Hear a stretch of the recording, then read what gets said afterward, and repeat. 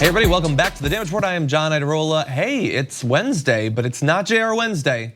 Michael Shure. Yep, sorry to disappoint, but it's not much of a disappointment. We're gonna be okay. All right, but glad to have you back. It's been a while since we had you here. It's great to be here. It's been a long time. It's been a bit, and I know that Brett is going to be very excited because he's been trying to book you on the main show and he hasn't been able to recently. And apparently now you're back in town. Yeah, I'm back in town. So good news for him. Some good news for you guys, I guess. If you're not big fans of Donald Trump, you might get a little bit of schadenfreude out of the most recent reporting from the New York Times, which we'll be talking about in just a little bit. Turns out the reports of his business success in the 80s and early 90s might have been a little bit exaggerated, just a little bit. So we'll talk about that. But we've got lots more we're gonna get to. A little bit later on the show, some video from 15 years ago of Elizabeth Warren talking about housing, subprime mortgages, and all of that. Very interesting in light of obviously what happened after that. So we're gonna be talking about that and a little bit more about Elizabeth Warren in the 2020 Democratic primary. We've got horrible news for up to 1 million species across the face of the earth. We'll be talking about the implications of that. More on climate change with an awesome representative of Extinction Rebellion, an international climate change group. They're gonna be talking about some of the recent London protests and even more. Obviously lots to get to, why don't we jump right into it. The New York Times apparently got access to quite a bit of financial documentation from Donald Trump and was able to figure out some very interesting stuff about his financial goings on and success or lack thereof back in the 80s. So I wanna just hit on a couple of the important points. You should go read the full report. It is incredibly both well documented and also very detailed. But the numbers show that in 1985, this is just 1985, Mr. Trump reported losses of $46.1 million from his core businesses, largely casinos, hotels, and retail space and apartment buildings. They continue to lose money every year, totaling $1.17 billion in losses for the decade, which is obviously a lot of money. But I know that Donald Trump is a guy that likes to be number one. And it turns out in this case he might have been, because in fact nearly year after year, Mr. Trump appears to have lost more money than nearly any other individual American taxpayer. The Times found when it compared his results with detailed information the IRS compiles on an annual sampling of high income earners. His core business losses in 1990 and 1991, more than $250 million each year, were more than double those of the nearest taxpayers in the IRS information from those years. And that was significant for him, not just because it's possibly record breaking, but also because he lost so much money that he was able to avoid paying income taxes for 8 of the 10 years, which is significant because it means that not only did he apparently lose a lot of money on his businesses, but he saved a lot of money that he would have otherwise had to pay in taxes.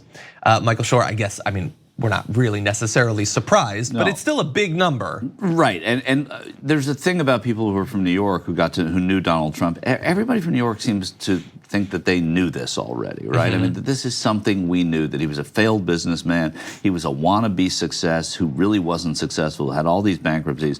And then he got a TV show. And that TV show transformed his public persona to the point where he's now president. But it's sort of one of these things that has kind of been an on the street story, not with this unbelievable detail that he was maybe the biggest loser in America for that period. But it also, and somebody said to me yesterday, well, what does it matter, right? Why do we care now? He's already president. That was in the 20, 30 years ago at this point. Why does that matter? Well, it matters because you had the Secretary of Treasury 2 days ago say that no, we're not going to turn over his tax returns. So why would those two things be related? I don't understand. That's the thing, and that's really what I'm here to help you with, John. Okay, I still don't get it, but keep trying. And because of that, and because of this continuing to hide, what we already know about the taxes that he has already filed lead one to believe that perhaps there's a lot hiding in there, and there may be greater pressure now to release the most recent taxes. There might be, and look, this is a big story today. We're going to talk about a couple different aspects of this. I'm continually surprised by how, no matter how big a story is, it's the inability of it to stick. Like, this is huge, obviously, but late last year there was reporting about tax evasion, basically, and the transfer of wealth from Fred Trump to his kids. And they showed that apparently they might have avoided paying over $500 million in taxes. Yeah. And does anybody even remember that? Like, how difficult would it be to track down a financial crime as big as that any politician in the last half century in America had committed. And the fact that it's, there is a party divide in that, right? I mean, Republicans can make those stories go away for some reason more quickly than Democrats and others can. Yeah. And when you look at, what the kind of life these stories have, there's a little bit of moving on from what was in the past to what is right now. But everything that happened then informs what's going on right now. So you have to take that stuff into consideration about Trump. And the fact that nobody's leaving his reservation is the craziest. Yeah, and if your theory is that Donald Trump, his father, and then he and the rest of his family spent decades gaming the system, possibly breaking the law to make as much money as possible and avoid paying as much taxes as possible, and then sometime during the run of Seinfeld, they stopped. That's an interesting theory, I guess, but I would like to look at the documentation, I guess. And the lengths to which wealthy Americans go to avoid paying taxes, which are generally huge amounts of money for them, is extraordinary. And the fact that they're able to get away with it and do it legally is shocking, and illegally remains to be seen. Yeah, and so obviously there are implications for the taxes, and there's a couple different ways that people are pursuing getting them. I just saw today that the New York State Senate is considering a bill that would allow them to see his state taxes at the very least. And people are taking this seriously. AOC was tweeting about this morning. That's all important. The other part is why he is the president today. It's a complicated story. There's multiple elements. I think, good old-fashioned American racism is a big part of it, and he certainly appeals to that more than perhaps any other Republican politician. But the aura of success that he's crafted for himself is a big part of it. And this just shreds all of that. And I want to show you how he knowingly was lying to all of the people, everyone, but also many of the people who'd end up supporting him. So he said to Newsweek in 1987, "There is no one my age who has accomplished more," adding that the ultimate scoreboard was, quote, "the unfortunate obvious one, money." Last year's Times investigation found that he had received at least $413 million in our dollars from his father at that point. So at the same time that he was bragging to Newsweek that, "I hate that it's about the money, but when you go by the money, I've accomplished more than anyone because I've been paid hundreds of thousands of dollars a year since I was 3," they revealed, and eventually millions of dollars. He's a millionaire by age 8. That must have been some lemonade stand. But he's the most accomplished. Now we know more. That was last year's report. Now let's take a look at what he was saying and what was actually happening in the 80s. You bring up this chart created by the New York Times. So you can see there, those are his losses per year. So he had a good year in 1985 where he only lost $51 million. But you can see the huge losses year after year after year going into the 90s. In 1987, he says, "I don't do it for the money. I've got enough, much more than I'll ever need," as he was losing 4.5 million. The next year he said, "If the world goes to hell in a handbasket, I won't lose a dollar," perhaps because he'd already lost $46 million and didn't have much left to lose. In 1990, he said, "It's been good financially," proving that drugs in the early 90s must have been very effective because he lost $400 million that year. So this is all of what he's saying as he is failing in business after business after business, but successfully branding himself as a success. Right. And that is why people voted for him. Not because he was a good businessman. They don't know, and apparently we're finding out today, as we'll get into, they don't care. But they thought it. They were convinced that it was true. And of course, in more recent years, NBC, I guess, did more to spread that myth. One of the most consequential myths in American political recent history than anyone else. Not to mention, he was losing money at a time where everyone who had money was making money hand over fist, right? He lost it in casinos. He lost it in casinos, which that's true. I mean, how do you lose money in a casino? I always lose money in casinos. I don't own any. But the right. And so you also understand why he hates the Clintons, right? Because during the Clinton administration, he lost $1 billion, right? That's some PTSD. Right, exactly. But it is though, he has fooled a lot of people, right? He did it through all of 2015 and 2016. He's continuing to try and do it, and now that they're trying to figure out what's behind the door, the Wizard of Oz, they're gonna be trying to defend that even more because he knows what's back there, and some of the people that are protecting him do as well. Yeah, and he's also along the way possibly going to make the situation worse for himself. So I want to turn to another aspect. Imagine if you read a news report. And it said, John Iadarola claims that he was really cool when he was younger, but it turns out that he was LARPing every weekend. And then I tweeted, "This is fake news. I couldn't have been LARPing because I was out every night killing people." That seems ridiculous, but that's effectively what Donald Trump is doing in response to the New York Times reporting about his business failures in the 80s. Is the camera on me? Can I Google LARPing?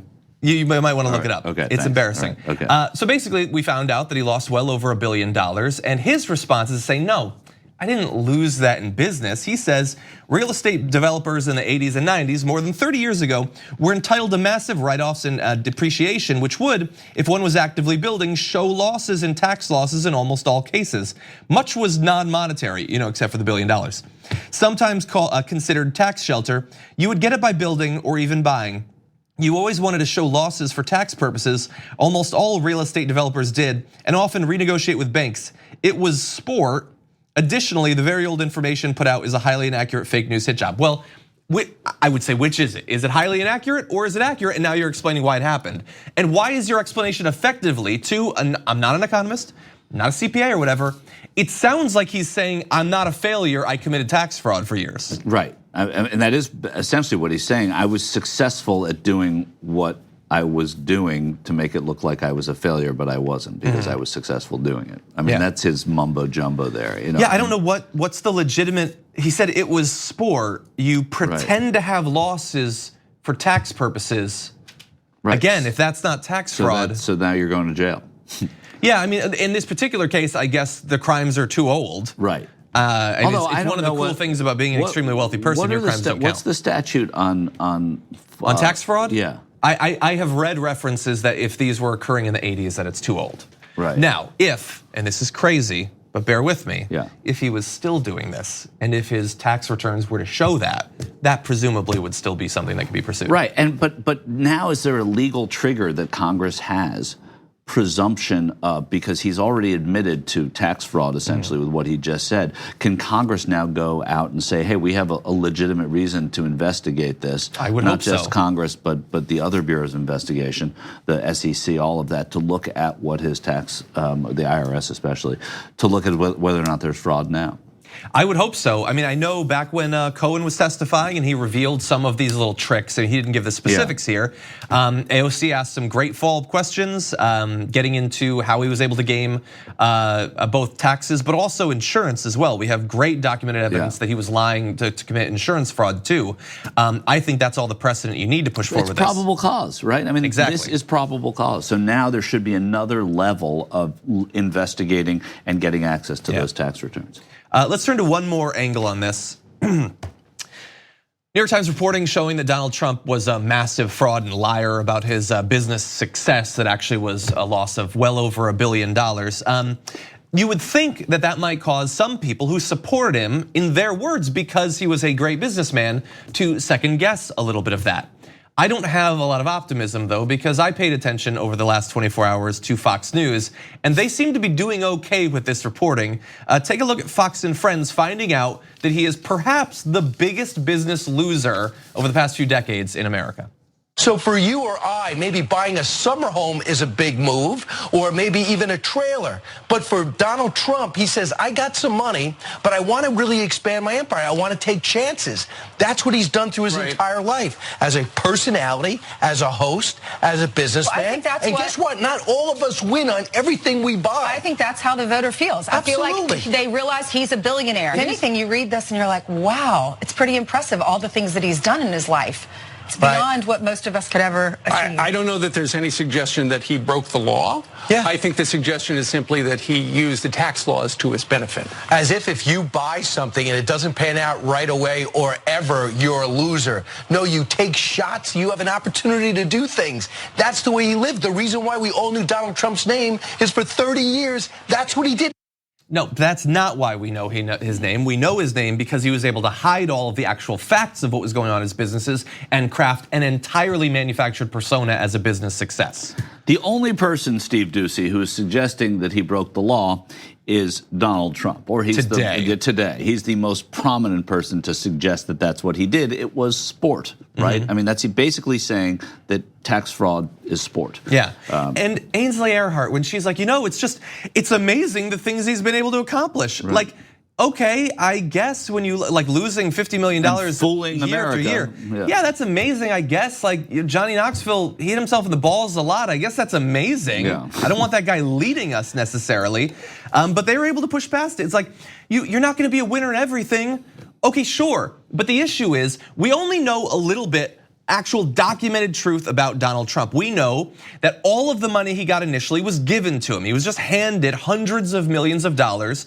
And then the only actual numbers we have for what he did with that money was failure after failure after failure. Generalized financial failure in the 80s, leading to over $1 billion in losses and a long string of bankruptcies and closures of any number of different businesses. They were talking in that segment, we can't show you the whole thing, about, it's just so amazing that he has this big plane and he wanted to buy these big planes. Yeah, and he also wanted to run an airline, and it failed, as all of those businesses failed. He was great at branding, that's true. But to continue to worship this guy whose initial start was that he was handed cash, that he then squandered, could have made far, far more money if he'd simply invested it in CDs over that time. Their willingness to just go along with this is one of the frustrating things about political psychology, but psychology more generally. That when we find out information that says that what we previously believed was wrong, we tend to double down on that inaccurate belief. And you're seeing it in real time. Their willingness to continue to look up to the leader of their cult because the alternative, actually taking a hard look at what Donald Trump is, the biggest con man in American history, is just incomprehensible for them. Yeah, I mean, there's something tribal about it, and Cenk Uygur was right when he said we all kind of got annoyed at it after a while. Loser Donald. He actually, literally, was the biggest loser, and or as Rick Tyler of NBC said, the bigliest loser. Yeah, I got annoyed with that too, just because I hate doing the same segment over and over. It's different information, right. But the people who were like pissed at us for doing that, like, first of all, he's a disaster. We knew he was going to be. Turns out we were 100% right about that. Trying to attack him where he is supposedly the strongest was a good strategy. The idea that we should have spent that time punching Hillary Clinton in the face, she lost. Right. Like, she didn't need our help to lose that election. But we tried to stop this person who would go on to give trillions of dollars to the wealthy, separate families, all of that. Anyway, we do have to take a short break. We come back, the 2020 campaign, Facebook ads. Do they need to be grounded in reality? We'll find out after this.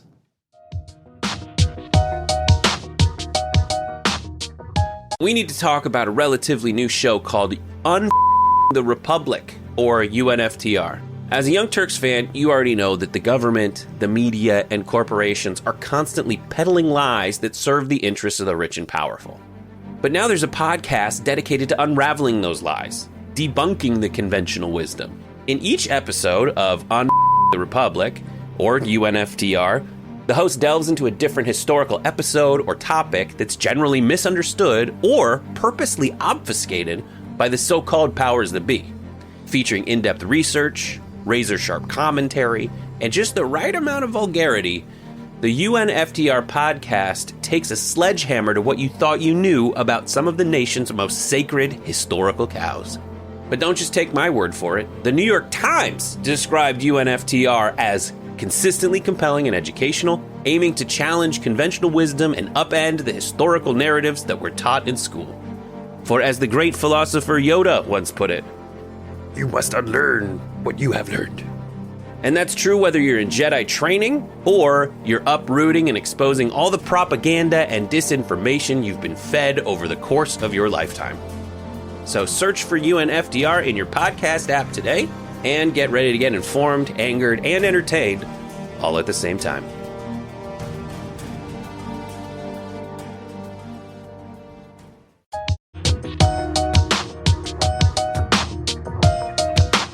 In this 2020 election, the first primaries and caucuses are like 7 years from now. But regardless, we're already getting tons of campaign advertising on places like Facebook.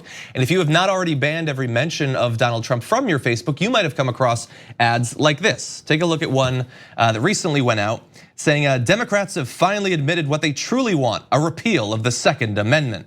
Which is interesting, not just because it's incendiary, but because I don't know what Democrats that's referring to. And yet that is an ad on a platform that says it has standards in terms of accuracy in advertisement. And those sorts of ads are being boosted by well over $100,000 a week in spending. And joining us now to break down the consequences of this and the fight to have a little bit more accuracy in political ads on Facebook, Judd Legum, creator of the newsletter Popular Information. Welcome to the show. Thanks for having me. Great to have you on, and I know that you have been sounding, like beating the war drums on this over Facebook for some time. So tell us about your battle to get Facebook to be clear about what their expectations for advertisements are. Yeah, well, this ad database is a new thing for 2020. We now, as opposed to the previous election where if you put up an ad on Facebook, no one knew if you put up an ad or not, now there's a database, a library that you can go and check. And basically what I've been doing is looking through on a daily basis and seeing which ads comply with Facebook's own rules. Facebook says you can't have advertising that's misleading. You can't have advertising that targets people in certain ways. And I've been sort of just checking what the Trump campaign has been doing, what some of the other campaigns and political entities have been doing, and comparing them against the Facebook rules. I mean, look, considering all my frustrations I've had with Facebook when it comes to politics over the past few years, I like that they have this standard, but it seems like they're not really applying it. And honestly, when I think about the political ads that I've seen, something that's not inaccurate and doesn't target people, I don't know how many ads are actually going to get past those filters. And indeed, it looks like many are getting past. They're not being filtered out. And so you've been trying to get them to either stop these ads or get them to be more accurate. What has that been like? Has there been success? Yeah, I mean, one of the primary issues is they have what they've admitted to me in the course of this reporting is that they don't really have any humans looking at the ads before they go up. They do run them through an algorithm, but obviously that algorithm isn't working very well. And so what I've been doing is after they've been posted, checking them against the rules and going to Facebook and say, hey, how does this comply with your own rules? And in many circumstances, Facebook has said, actually, now that we've looked at these ads and checked, they don't. And we've taken them down and told the Trump campaign that they have to change them if they want to get them back up. And so that's been going on, but it's a little bit of a uphill battle just because there's hundreds and hundreds of new ads per day. So it stretches my own ability, being an independent journalist, to check each one of them. Clearly, there needs to be more resources other than just me applied to this problem. Judd, hey, it's Michael Shure. A question for you. Is there any kind of comment? I'm sure you've dug for it. Has Brad Parscale or anyone from the Trump campaign talked to you about what they're doing or answered questions that I'm guessing you've submitted to them? I've heard from Facebook. I have not heard from the Trump campaign itself. I have observed that the Trump campaign has changed their strategy a bit since there's been more scrutiny to their ads. For instance, it's now no longer putting up ads like that Second Amendment ad that you showed at the beginning of the segment. And most of their advertising on Facebook now, at least the ones that's being done directly through the campaign, is much more innocuous, like sign Trump's birthday card, donate so you can be entered for a drawing to win a dinner with Trump. And so they've backed off some of the more incendiary stuff. But no, I haven't heard from them. Then they haven't had any comment on their advertising strategy. I do know that it's a big part of their 2020 strategy. Yeah, I wanted a little bit more information on that because I saw in your write-ups about this issue, the back and forth we've had with Facebook, that the amount that's being spent is actually pretty significant, especially considering that he isn't really facing anything that I would consider to be a serious primary challenge yet, and the election is a long way off. Does it seem like Facebook is going to be one of the main areas that they're pushing? Yeah, I mean, if you look at it on a weekly basis, they're already running $200,000 or more per week through Facebook, another $50,000 to $100,000 through Google. So that's $200,000 to $300,000 a week. Here we are out in May of 2019. So you have to imagine that's only going to ramp up as you get closer to November 2020. And so we're talking about millions of dollars per month that are being spent on these type of ads. And we've seen that last time in 2016, Trump was happy to be greatly outspent on traditional airwaves, but seized the digital advantage. So this is really at the center of what they're doing communications-wise, which is why I think it deserves a lot more attention than it's getting. One of the things that surprised me as I've started to look into this is that how little scrutiny there is to these ads. Almost every time I notice a new ad, I haven't seen it mentioned anywhere else until I publish something about it. So it's something that's, I think, understudied relative to the weight that it's being given by the Trump campaign and their communications efforts. I agree, and that's why we appreciate you doing this reporting. For people who might not be familiar with your independent newsletter, can you tell people about popular information where they can see it? Yeah, I've been following this pretty much every day, definitely on a weekly basis. In my newsletter, Popular Information, you can get it and sign up for free on popular.info.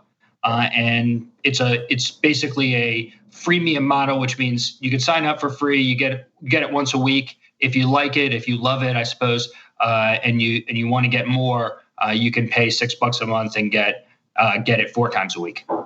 Well, thank you again, both for the story, and we're going to be watching your reporting going forward on their social media strategy. Judd, thank you for joining us today. Thanks for having me. We're going to take a short break here. When we come back, Elizabeth Warren with a pretty timely prediction before the housing crisis about 15 years ago seems relevant today considering the primary we're in. We'll be talking about that after this.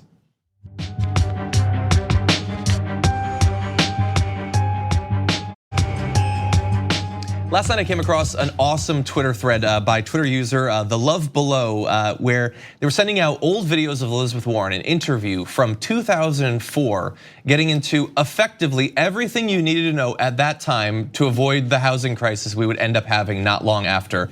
Take a look at a little excerpt. Think about what happens when you load up more debt on your house. Just you are rolling the dice at the table in Las Vegas, and here's how you're rolling it. You're rolling it that your income's going to continue to go up, that nothing serious is going to go wrong in your family that's going to make it hard to make those payments. Someone's going to get sick, you're going to lose a job, you're going to be without health insurance, someone's going to get divorced. None of those things are going to happen to you. And here comes the third one, the one you hit on. Home values are going to continue to rise. Does anyone have any memory? We know that home values fell just 20 years ago. They eventually recovered, right? But there are periods when they go down. Let's talk about Ronald Reagan's presidency. That's been in the news recently. Do you remember what was happening to home values in the early 80s? When interest rates go up, home values go down, and then here comes the real hooker.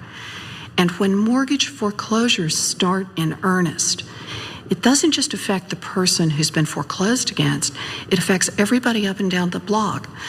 When banks take homes away in foreclosure, housing prices for the entire neighborhood drop. Okay, and that is just a small bit. It was obviously a long interview, and the interviewer, it's difficult to know now, looking back, to what extent he was sort of playing devil's advocate, but he was echoing a lot of the popular wisdom about like, hey, it's going to be fine. No, I mean he was. I mean, that's David Brancaccio, who believes in just about everything that Elizabeth Warren is preaching. And that show was Bill Moyer's show that Brancaccio then took over. And I can always count on you to know these people. Yeah, well, and he was an NPR guy, David Brancaccio. And it took him a while to get good on TV, but that show was great, and the questions he would ask were almost feeding her the opportunity to answer in that way. It's really, it was, and that's what put Elizabeth Warren and her ideas on the map in the first place with the Consumer Financial Protection Board. Yeah, and there's much more. Go to twitter.com/thelovebelow, the O is a 0, and you can see more of those. There's a bunch of them. And I just think about like what she was trying to accomplish in the years leading up to the crash. And obviously the crash wasn't just about housing, but that was a very significant part of it. And then look at like our current leadership, what they were doing. Donald Trump was opening up like, companies like directly that would be destroyed by that a year before and talking it up. And obviously all of like a lot of the financial pundits were like just encouraging people to go all in and everything.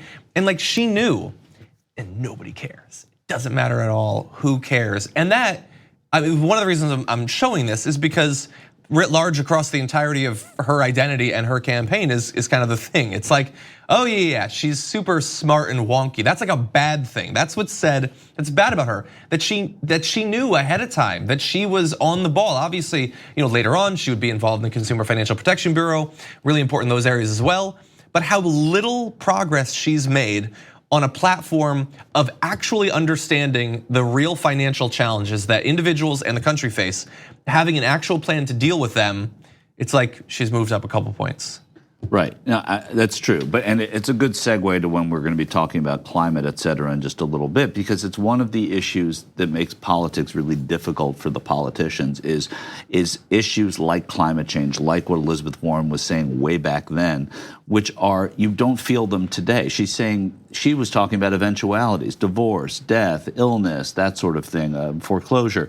You don't prepare for those things until you hit them when they happen. That's what makes them difficult campaign issues, and that's what makes her campaign and her candidacy a challenge for her, is to talk about things that what could happen. Here's why we need this. This is the plan, rather than right now, et cetera, on those issues. She's doing it more. She's getting a little more traction. There are 21, 22 people running right now. It's sort of difficult. And it's gonna be a long race and everything. It's just like when I think about, God, if only we as a species were a little bit better at looking more than 5 minutes into the future. Yeah. That like Donald Trump won telling people literally at the convention, I alone can solve our problems. I alone can protect you. And what has he done? He dismantles the entire federal bureaucracy that would look into white supremacist and other extremist far-right violence. We're having a lot more of that, obviously. Wastes a ton of money on a wall that doesn't do anything to protect us. Tries to take away your health insurance, making it much more likely, and that far more than anything related to terrorism is gonna lead to you possibly getting sick or dying. Meanwhile, she's actually looking ahead to the real risks, financial and otherwise. Right, well, that's exactly what I'm saying. Donald Trump's saying, they're at our borders.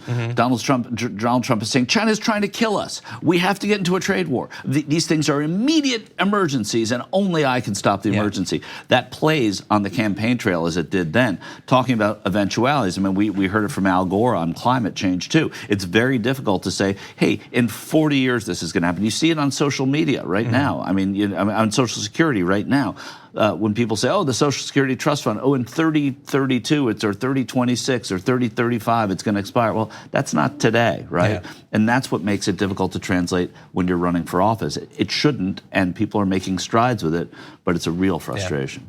Yeah, and I understand that like these old videos, nobody cares, it's not gonna get any views, but buckle up, I like them. I wanna know who these people were, 2 years ago, 10 years ago, 30 years ago, and to the extent that we can find that stuff, it was harder before YouTube. Thankfully, we, in this case, have been able to with Elizabeth Warren, so I'm gonna continue. Tax returns we can't get. No, that's tough. Yeah. Tweets maybe. Right. Anyway, we're gonna take a short break. We come back more on climate change after this.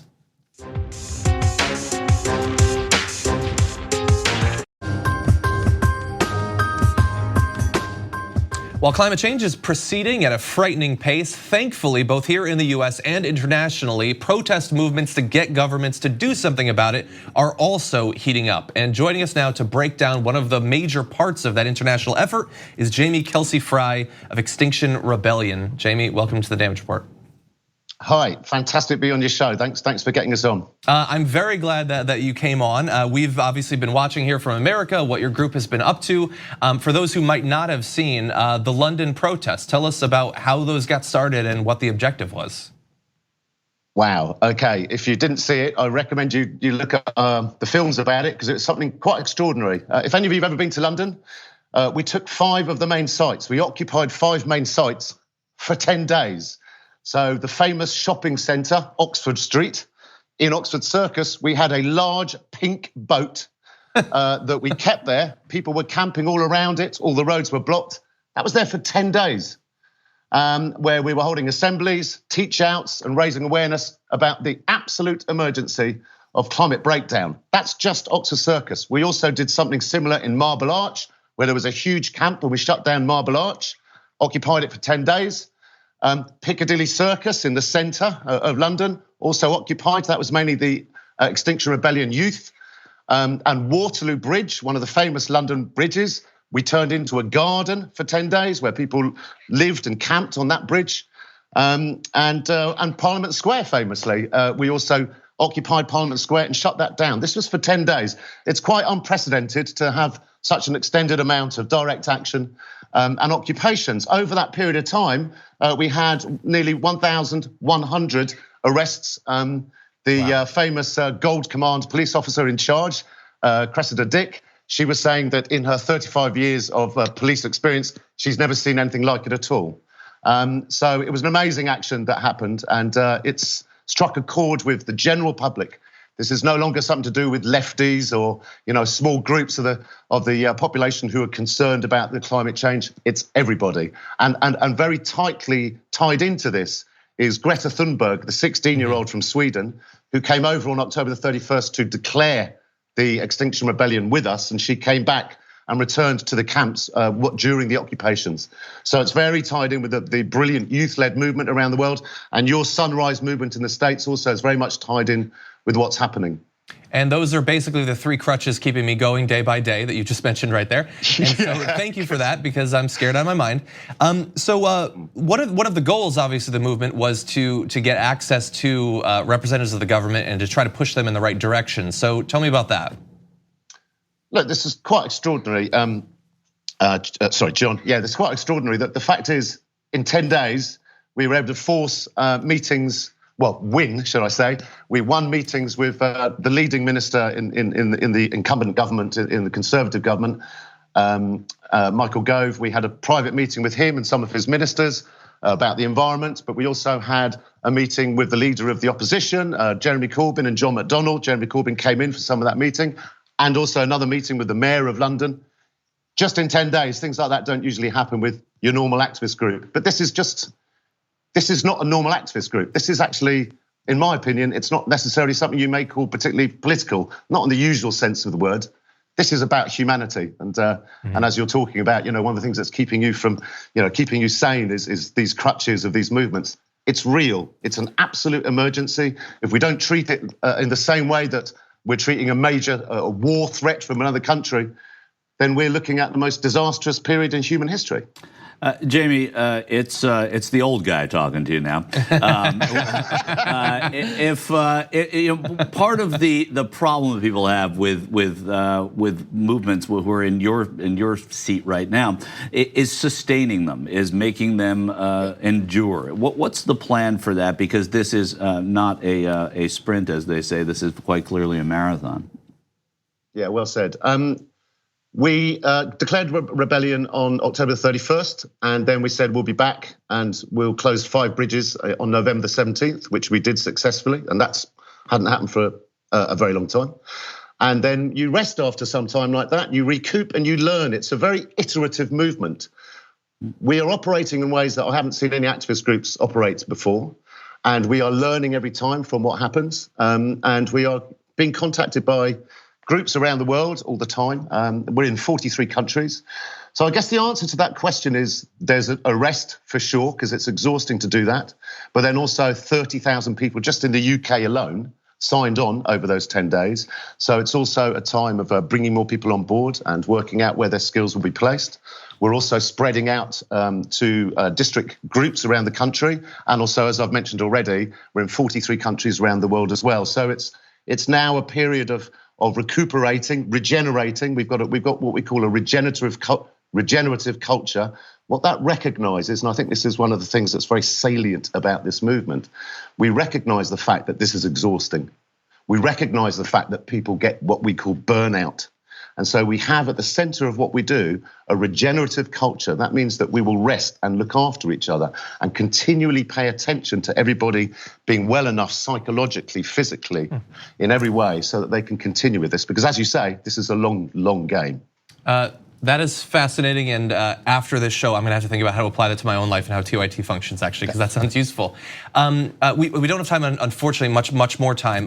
Hopefully we can talk more going forward. But for people around the world who might be watching this that want to get involved with Extinction Rebellion, what can they do? Look, just go to rebellion.earth. That's it. It's a really good website. And like I say, there's groups growing every day around the world and in the global south. Before we go, there's one thing that you said, you're dead right. Politicians cannot deal with issues like this. So you need to look at the way that we're using sortition and citizens' assemblies. Our only chance is for the people to unite and decide on how we make these changes.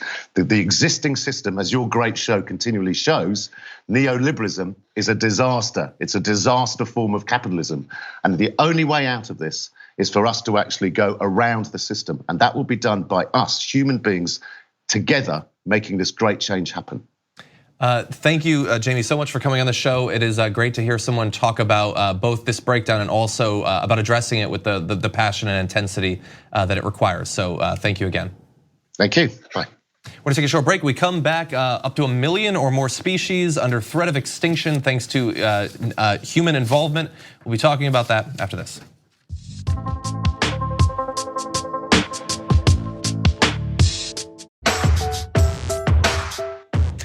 It's always sad when we have to close on bad news, but we're gonna do it today.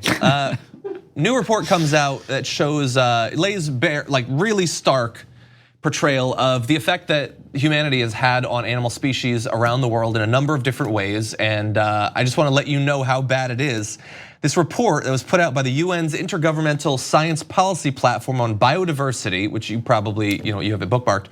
But anyway, the report found that 25% of all mammals, more than 40% of amphibian species, nearly 33% of sharks, and 25% of plant groups are threatened with extinction based on these proportions, which by the way are the result of many, many researchers over a long period of time, all combining efforts, found that approximately 1 million animal and plant species could die out, many within decades. And look, all of this is tied together. The animals you like, the animals you don't like. I personally am scared of sharks, and so it might be easy for a person to look at that and say, oh, a third of sharks might go, which is consequential. 25% of plants, that's serious. That seems like a big one. And thankfully it generated a little blip in the news that 1 million species might go. To put it in perspective, by the way, since the 16th century, humans have driven at least 680 vertebrate species to extinction, including the Pinta Island tortoise. The last known animal of this subspecies, a giant tortoise nicknamed Lonesome George, died at the Galapagos National Park in Ecuador in 2012. A subspecies of the Javan rhino went extinct in 2011, and the western black rhino and northern white rhino are extinct in the wild. Those things were news when they happened, and rightfully so. That's like 3. We're talking about 1 million in the next few decades potentially. Yeah, there's not much you can say about it except it's completely tragic, and I think that the man-made impact on this is what needs to be underscored, because some people are saying, well, that's just sort of over the millions of years of existence of animals and whatnot. They've all, I mean, dinosaurs died out and then new species came to rise. But this has been accelerated, and I think it's important to point out what scientists said. This has been accelerated to incalculable degrees by man. And yeah, so that also means it can be decelerated by man. Theoretically, yes. Yeah, This is effectively saying that over a short period of time, humanity's existence is like an asteroid hitting the Earth, effectively. Yeah. And it's caused by a number of different things. So you have humanity moving into areas and pushing animal species out, toxins, pollutants, and things like that, putting pressure on various parts of the Earth. Obviously, climate change is a significant part of it, especially for those amphibian species and fish species, things like that. The oceans are heating thanks to our efforts. And there's deliberate targeting of particular species. We've driven them to extinction purposefully, and that is going on with a number of these right now. Bear that in mind when you see a big game hunter shoot down one of like 1% of all of a particular species.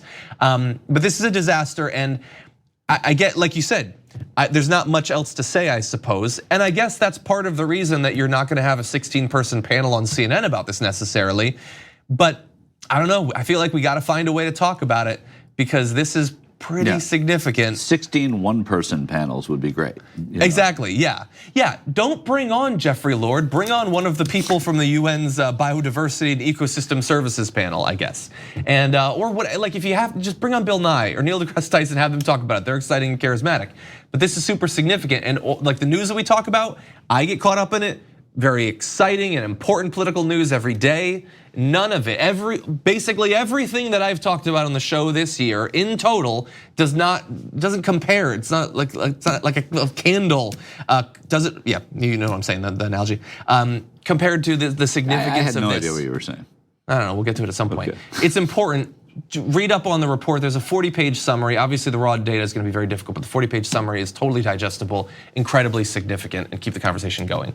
Michael, as always, thank you for joining us. It was great. I'm sorry to disappoint on JR Wednesday, but that's okay. He's at the dentist. He'll be back. With better teeth. Yeah. Perhaps, and it'll be great to have you on, hopefully on the main show soon as well. Thank you to everybody who's watching. If you haven't already, please rate and review the podcast if you're consuming it in that form on iTunes. It helps out immeasurably, and we'll see you tomorrow with a lot more news.